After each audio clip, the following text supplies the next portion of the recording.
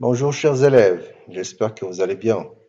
Alors on va continuer la chaîne d'information, donc les composants de la chaîne d'information. Alors une composante très importante, c'est la composante fonction traitée.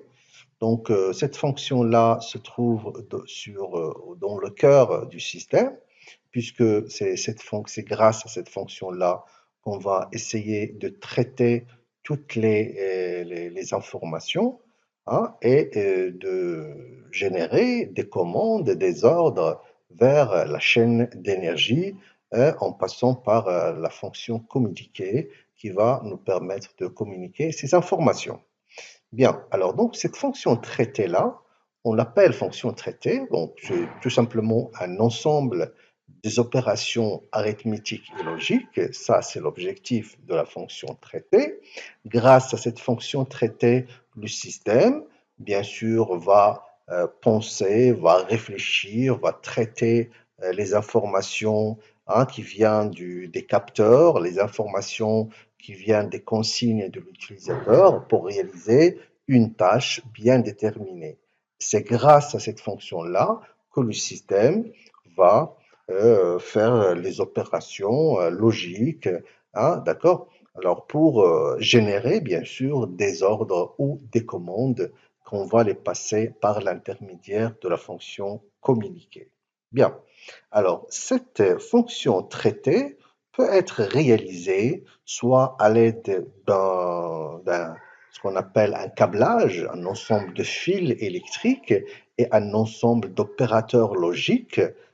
D'accord? Ces opérateurs logiques peuvent être communiqués, peuvent être réalisés par ce qu'on appelle des fonctions, qu'on va voir ça par la suite, bien sûr.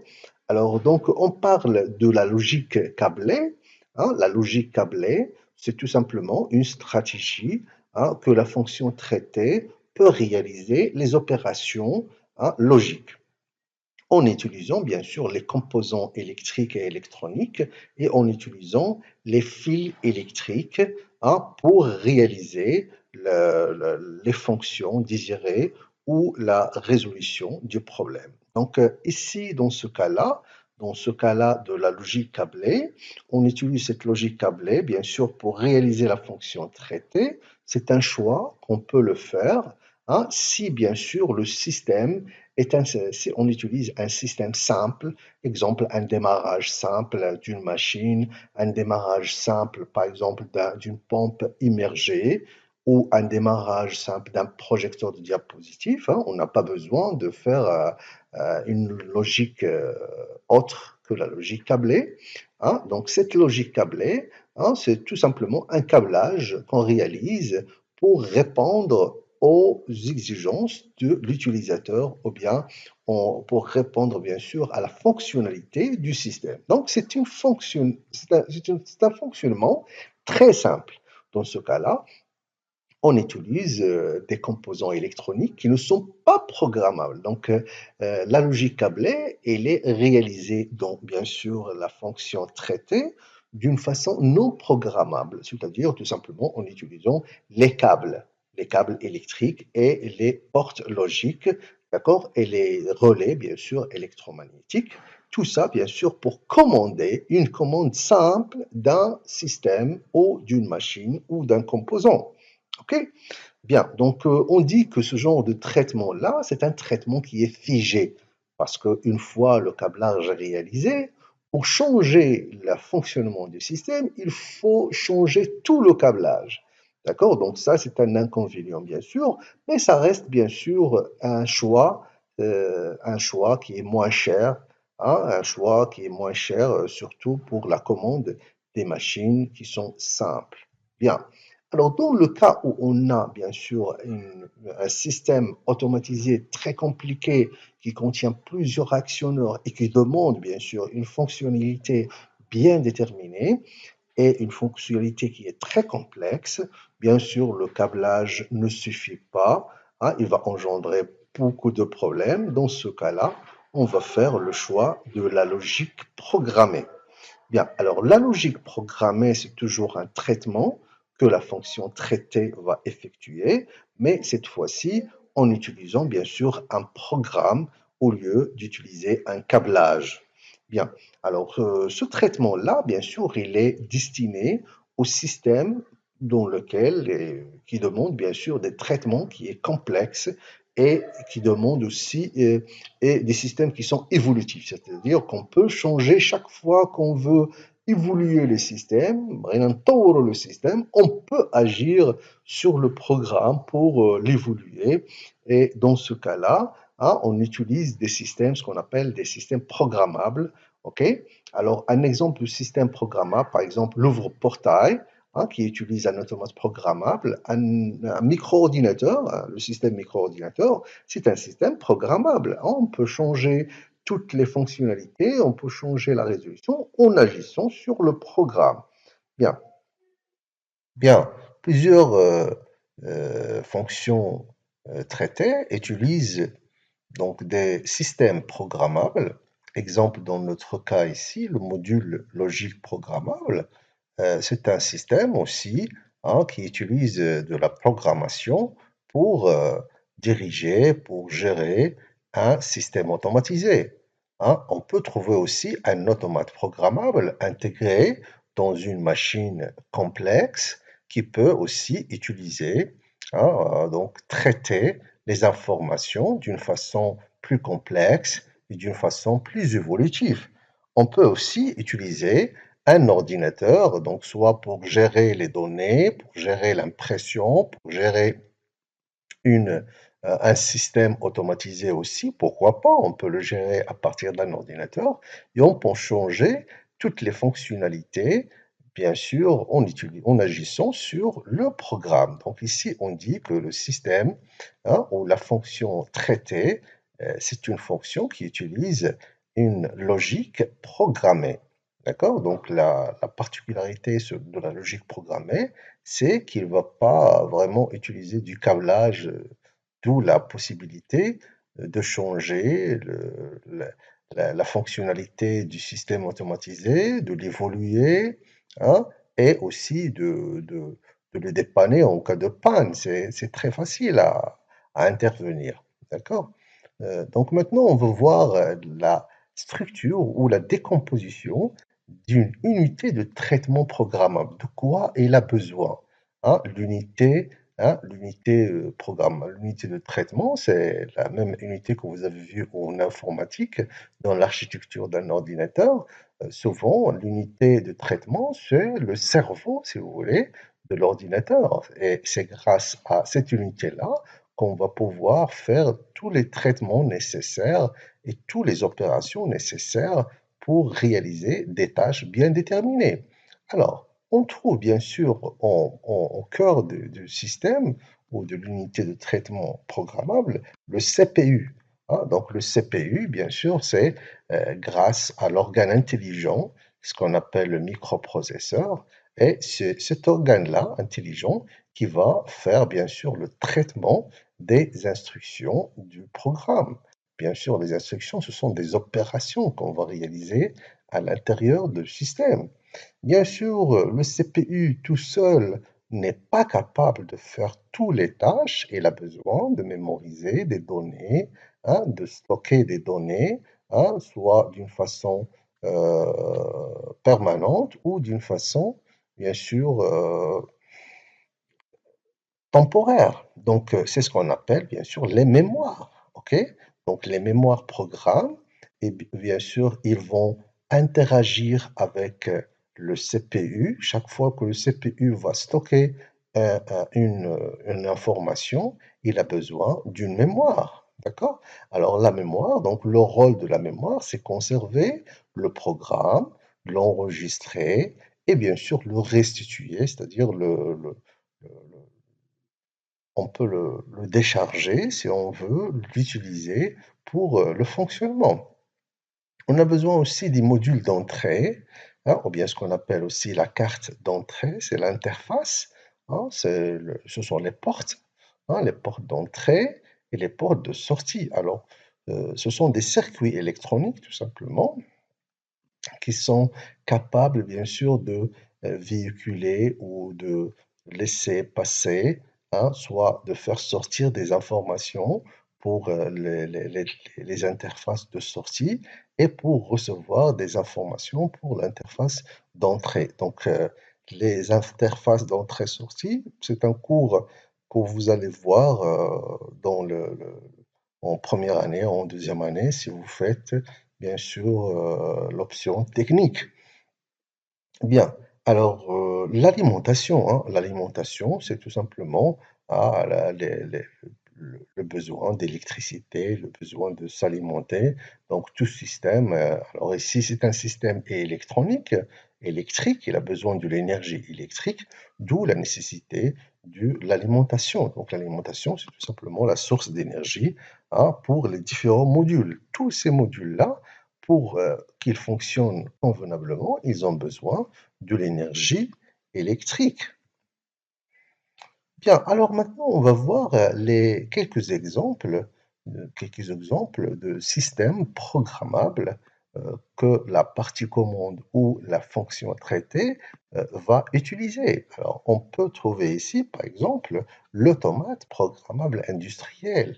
Alors, l'automate programmable industriel aussi, c'est un système programmable, hein, qui permet de gérer un système automatisé, hein. On peut le considérer aussi comme un cerveau d'un système automatisé de production. Alors, pourquoi on l'appelait industriel? Parce que tout simplement, il peut fonctionner dans un environnement industriel. Vous savez très bien que l'environnement industriel, on trouve souvent des conditions qui sont difficiles, telles que la température élevée, les vibrations, la différence de température, etc. Donc, cet environnement un peu délicat, donc c'est l'API qui est convenable à coexister, à diriger, à gérer le système automatisé.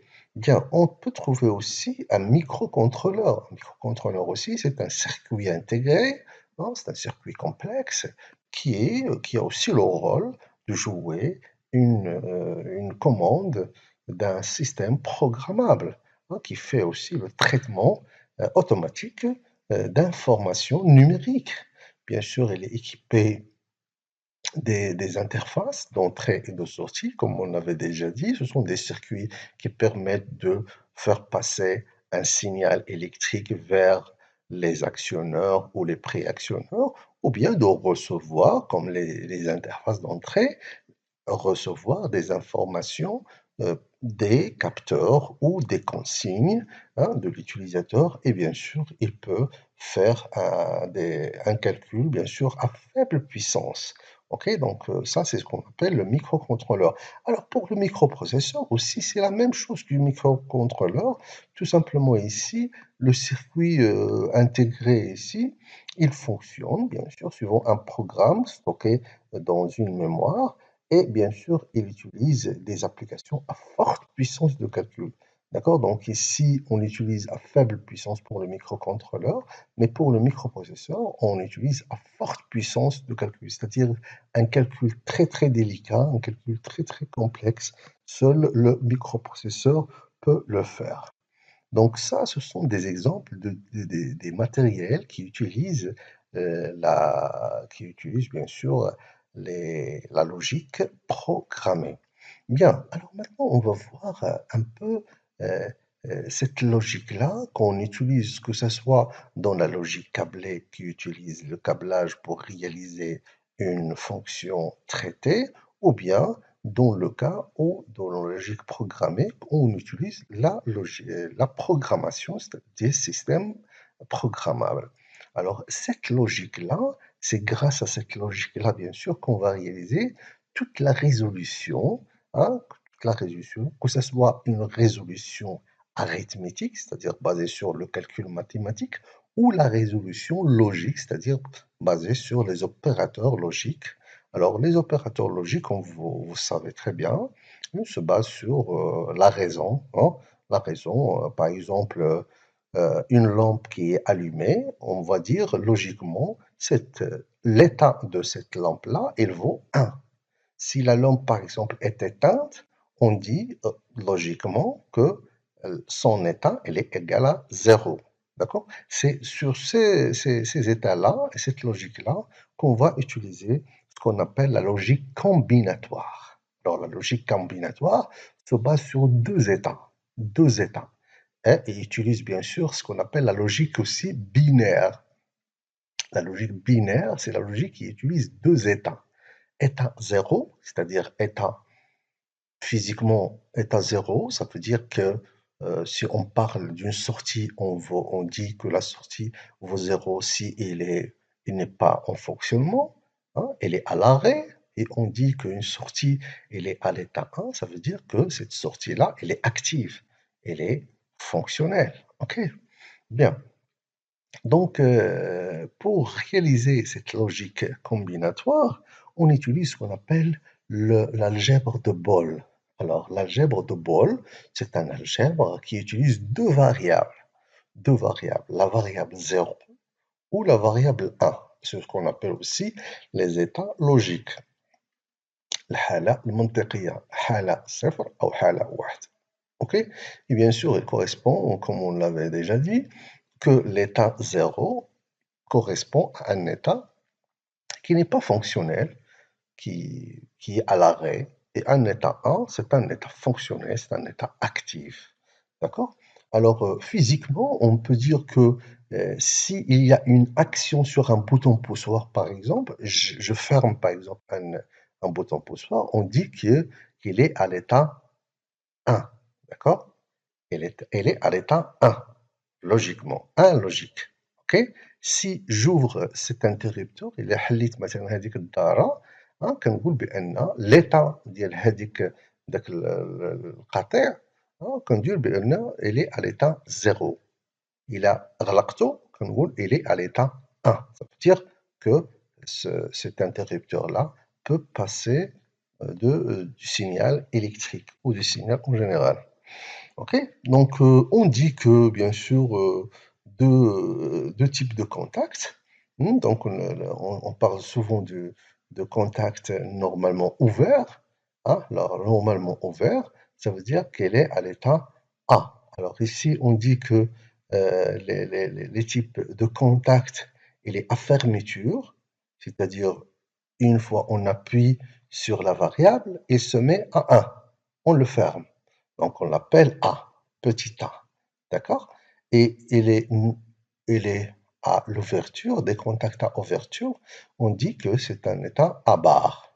Ça veut dire que si j'appuie sur le contact, au lieu que le circuit s'ouvre, il va se fermer. D'accord? Bien. Alors, on va voir cet exemple-là. Donc, alors l'exemple le plus utilisé, c'est la fonction oui. Alors, la fonction oui, ça veut dire que tout simplement, si j'appuie sur un interrupteur, je le ferme, hein, je le mets à la fermeture, c'est-à-dire il faut 1. Et bien sûr, la lampe qui est attachée à cet interrupteur, elle va s'allumer, ça c'est clair. Vous voyez sur le schéma ici, par exemple, si alors cet état-là qu'on voyait A, l'état repos, à l'état initial, il est à 0. D'accord? Et bien sûr, la lampe, elle est éteinte, elle n'est pas allumée. Si j'appuie sur A, et la lampe S va se mettre à 1. D'accord? Donc ça, c'est ce schéma-là, d'accord? Il va correspondre, bien sûr, à cet état logique, ou bien ces états logiques. Alors, ce tableau-là, on l'appelle la table de vérité, parce qu'il va nous donner exactement la vérité, hein, c'est-à-dire que si A égale à 0, c'est cet état-là, à quoi est égal S? Bien sûr, S égale à 0, puisqu'il n'est pas allumé, d'accord? Donc S vaut 0. Et si j'appuie sur A, je ferme le contact A, c'est-à-dire A égale à 1, automatiquement, la lampe va s'allumer et son état logique va devenir 1. D'accord? Donc cette fonction-là, c'est une fonction logique, puisque qu'est-ce qu'on dit? On dit que si A égale à 0, S égale à 0. Si A égale à 1, S égale à 1, c'est-à-dire que S égale à A. D'accord? Vous voyez que S égale à A. Hein, chaque fois que je change l'état logique de A, S, il change en même temps. Donc ça, c'est un schéma à contact. Et bien sûr, le schéma logique qu'on utilise, la fonction logique, c'est égal à 1. Donc je crois que parfois on met égal à 1, parfois on met 1. Ça veut dire que si A égale à 1, S égale à 1, si A égale à 0, S égale à 0. D'accord? Donc comme on a utilisé ici la fonction oui, on peut aussi utiliser la fonction non. D'accord? Donc la fonction non, c'est, si vous voulez, le contraire de la fonction oui, c'est-à-dire l'équation, toujours on utilise la variable a comme entrée et la variable s comme sortie. Mais cette fois-ci, l'état initial de a, il sera fermé, c'est-à-dire on utilise a bar. Hein? S égale à a bar, c'est-à-dire le contraire, on peut dire a bar ou bien on peut dire non a. Bien, alors on va voir la table de vérité de cette fonction non. Donc, j'ai déjà dit que l'état initial de A bar, c'est un état fermé. D'accord? Donc, quand j'appuie sur A bar, j'aurai A bar, je vais ouvrir le fermé, je vais ouvrir le circuit. Mais à l'état initial, hein, quand j'ai pas touché, c'est-à-dire A bar égale à 0, quand A bar égale à 0, comme vous voyez ici, le circuit il est fermé, donc la lampe devra être allumée, et c'est ce qu'on aura sur S. D'accord? Et si j'appuie sur ce circuit, sur cet interrupteur-là, qu'est-ce que je vais faire? Ah ben, je vais éteindre cette lampe-là, et automatiquement, A bar égale à 1, je vais avoir S égale à 0, c'est-à-dire que la lampe va s'éteindre. D'accord? Donc là, qu'est-ce qu'on remarque? On remarque que S est le contraire de A. L'état de S est le contraire de l'état de 1. Hein, parce que ici, toujours le contraire de 1, c'est 0. Et le contraire de 0, c'est 1. Parce qu'on a deux états. Hein, d'accord? Donc le contraire de 1, c'est 0. Et le contraire de 0, c'est 1. Donc S est le contraire de A, ou bien A est le contraire de S. Donc on peut dire ici que S égale à A bar. A bar, ça veut dire non A. D'accord? Donc l'opérateur logique qu'on utilise, c'est celui-là. C'est très simple à retenir. Ce sont des fonctions, si vous voulez, initiales, ce sont des fonctions basiques. C'est très simple. Alors maintenant, on va voir une autre fonction, c'est ce qu'on appelle la fonction et. Alors cette fois-ci, la fonction et aura besoin de deux variables, minimum deux variables. Alors on va prendre deux variables a et b et une sortie s, la variable de sortie. Alors, quand j'ai la variable a et b, donc ça veut dire que les états, hein, ils peuvent avoir plusieurs états. Donc ici, comme on a travaillé ici sur une seule variable, a, il a combien d'états? Il a deux états. Et quand on utilise deux variables, automatiquement, il aura quatre états. Voilà, quatre états. Alors, ces quatre états sont les suivants. On peut avoir A égale à 0, B égale à 0. On peut avoir A égale à 0, B égale à 1. On peut avoir A égale à 1 et B égale à 0. On peut avoir A égale à 1 et B égale à 1. Ces états-là, ou ces combinaisons-là, sont différents. Hein. C'est-à-dire, cette combinaison est différente de celle-là. Donc, ce sont les combinaisons possibles des deux variables A et B. D'accord? Ce sont les états possibles de deux variables A et B. Maintenant, on va voir la sortie S. Alors, bien sûr, A et B, le schéma, c'est un schéma, comme vous voyez, en série. On met A en série avec B, c'est-à-dire al-tawali, hein, al-tawali, et vous avez la sortie S. Alors ici, on va faire la table de vérité, hein, donc je dois le haqiqa, et on va voir bien sûr comment il va fonctionner. Alors si A égale à 0, ça veut dire que je n'ai pas touché. Si B égale à 0, je ne l'ai pas touché. Alors S à quoi est égal? Bien sûr, elle est égale à 0, la lampe n'est pas allumée. Voilà. Si A égale à 0, je ne l'ai pas allumé. Ici B égale à 1, je l'ai allumé. S à quoi est égal? Bien sûr, S égale à 0, puisqu'on a ici une ouverture de circuit et on ne peut pas voir l'allumage. Maintenant, si A égale à 1, j'ai fermé celui-là, et B égale à 0, je le laisse ouvert, est-ce que la lampe va s'allumer? Non, il ne va pas s'allumer. Donc, quand est-ce que la lampe va s'allumer? Ici, on a une seule condition, qui c'est que je ferme A, je ferme B, à ce moment-là, S égale à 1. Donc, je dis que pour que S soit égal à 1, il faut que A égale à 1 et B égale à 1. D'accord? Ça va nous donner. Donc, ça, c'est l'opérateur logique qu'on utilise pour réaliser la fonction et. Maintenant, pour la fonction ou, alors, donc ici, la variable s, pour qu'il soit égal à 1, il faut que a égale à 1 et b égale à 1. Donc, s égale à a et b.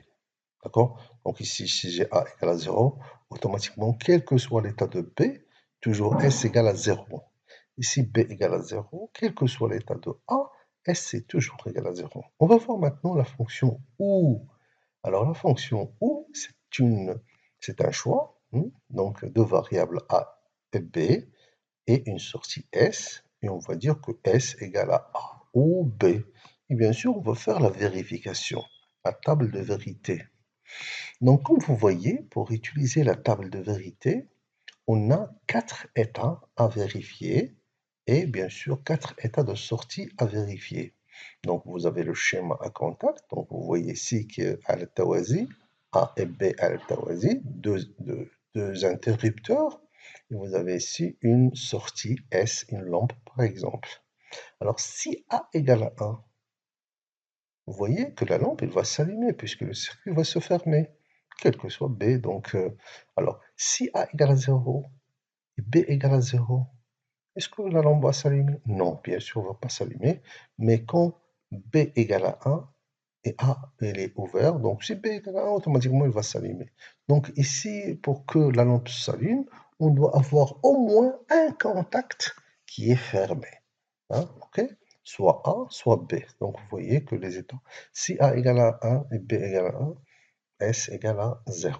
Donc ici, pour que la lampe soit allumée, il suffit d'un seul contact qui va être fermé, soit A ou bien B, et on dit que S égale à A ou B. D'accord? A ou B, donc ça c'est un symbole logique que vous devez le retenir parce qu'on aura besoin pour faire les schémas de câblage, c'est très important, il faut le retenir par cœur. Maintenant, on va voir un autre type de fonction, c'est ce qu'on appelle le OU exclusif. D'accord? Alors, le OU exclusif ou bien le XOR, anglais. Alors, le OU exclusif, c'est un OU qui est exclusif, ça veut dire qu'on ne peut pas avoir ces états-là.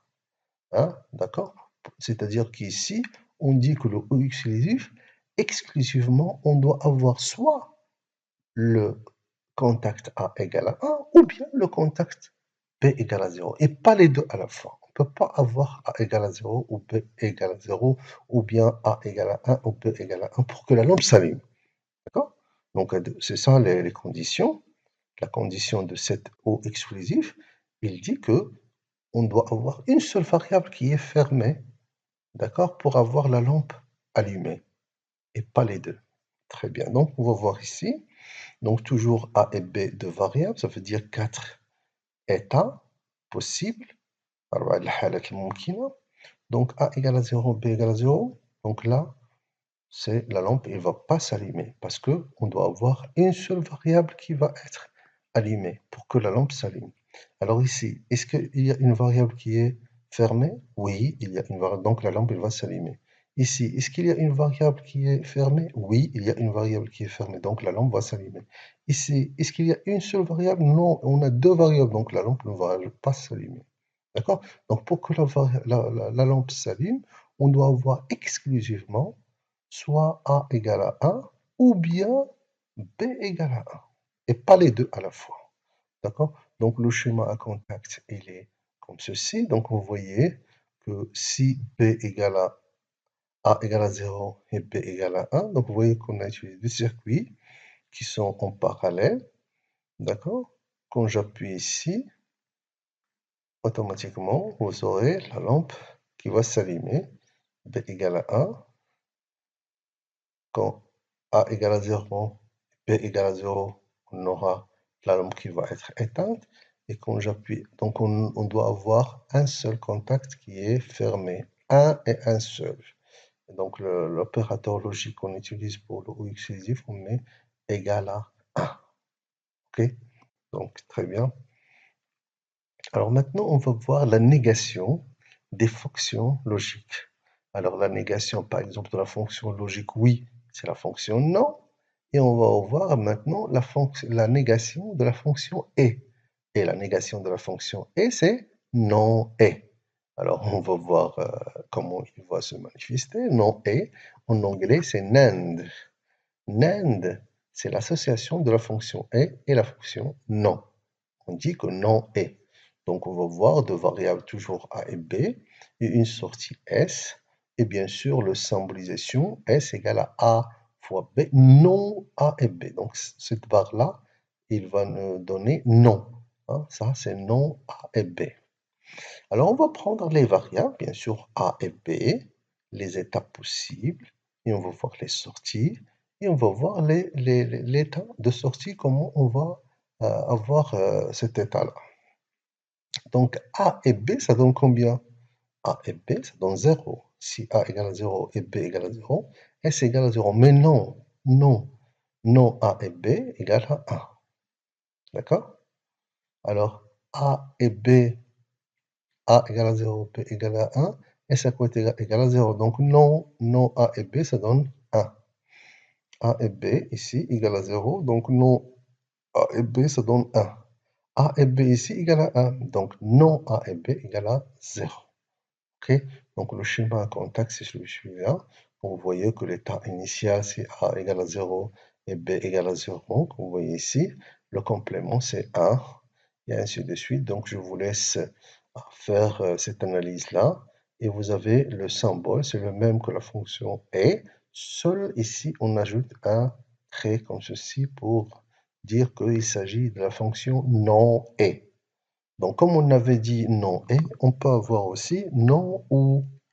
Donc, la même chose non ou. Hein. Donc, vous voyez, attention, non et ici, vous voyez le schéma à contact qu'on a utilisé. Hein. Vous voyez qu'on a utilisé. Hein. Donc, c'est A égale à 0 et B égale à 0. Donc, vous voyez qu'on a utilisé ici un schéma en ou, alors que ici, il s'agit de non et. Alors, on va voir aussi non ou, on utilise la